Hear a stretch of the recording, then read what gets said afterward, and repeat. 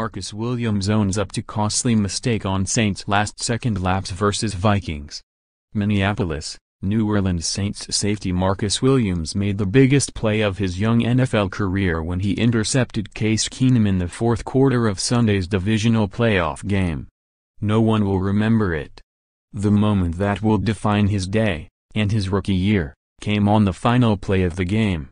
As Vikings receiver Stefon Diggs leaped high to catch a pass from Case Keenum on the right sideline, Williams dove at Diggs' legs in an attempt to bring the receiver down.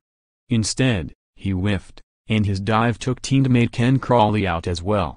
That left Diggs free to regain his balance, with no Saints defender downfield to catch him as he sprinted to the end zone for the Vikings' game-winning touchdown. "It was my play to make," Williams told reporters in the visitors' locker room at US Bank Stadium after the game. "The ball was in the air. I didn't go attack it." More, Vikings stun Saints with last-second TD to advance to NFC Championship game. More, crazy ending to Vikings-Saints game has major impact in Las Vegas. More, 20 things we learned during NFL's divisional playoff weekend. The missed tackle brought a sudden end to a game the Saints believed they had won with 25 seconds remaining, when kicker Will Lutz's 43-yard field goal gave New Orleans a 24-23 lead. The loss also marked a disappointing end to what had been such promising season for a revamped Saints team.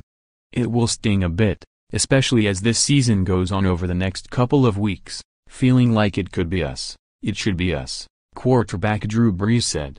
New Orleans lost here in Minneapolis in Week 1, but the Saints had changed so much in the 16 games since, reeling off 8 consecutive wins after an 0-2 start to win the NFC South Championship. They did it in large part to a strong rookie class, of which Williams was a key part. Led by running back Alvin Kamara and cornerback Marcus Lattimore, who are both favorites to win the NFL's Offensive and Defensive Player of the Year awards, respectively, the group gives the Saints reason for optimism.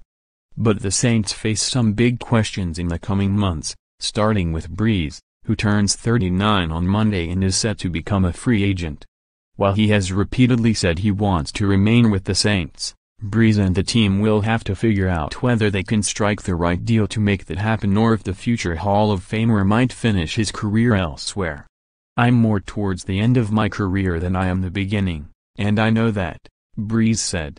"The season ends and I think this one will sting, but reflecting on the season itself and what we were able to accomplish, and some of the memories made and relationships that were built and just the way this thing came together, it really leaves me excited for the future for Saints football, especially when I think of this window over the next few years."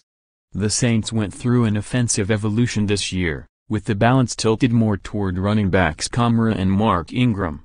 Brees threw 2 interceptions in the divisional round loss to the Vikings, but in the second half proved why he still is among the NFL's most valuable quarterbacks, driving the Saints to what could have been the game-winning field goal in less than a minute.